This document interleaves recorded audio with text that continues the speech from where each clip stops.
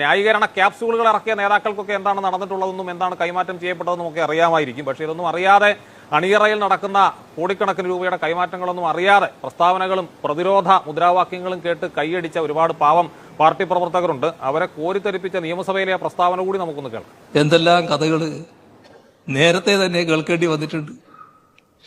അപ്പോ അതൊന്നും നമ്മളെ ഏൽക്കില്ല. കാരണം ഈ കൈകൾ ശുദ്ധമാണ്. അതുകൊണ്ട് തന്നെയാണ് നേരത്തെ ഭാര്യയെക്കുറിച്ചായിരുന്നു, ഇപ്പം മെല്ലെ മകളിലേക്ക് എത്തിയിട്ടുണ്ട്. കാണേണ്ട കാര്യം എന്താണെന്നറിയോ?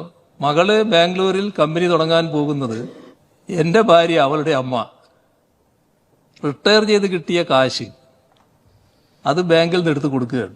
നീ പോയിട്ട് നിന്റേതായ കമ്പനി തുടങ്ങും, സ്വന്തമായിട്ട് ചെറിയ കമ്പനി തുടങ്ങിയാൽ മതി എന്ന് പറഞ്ഞിട്ട് തുടങ്ങുകയാണ്. അപ്പൊ അതിൽ നിന്ന് വന്നതുകൊണ്ട് തന്നെ ഇങ്ങനെയുള്ള കാര്യങ്ങളൊന്നും കേൾക്കുമ്പോൾ എനിക്കൊരു മാനസിക കുലുക്കം ഉണ്ടാവില്ല.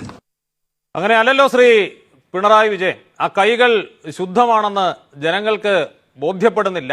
ആ കൈകൾ ശുദ്ധമാണെന്ന് ആർജവത്തോടെ തെളിയിക്കാൻ താങ്കൾക്ക് കഴിയുന്നില്ല.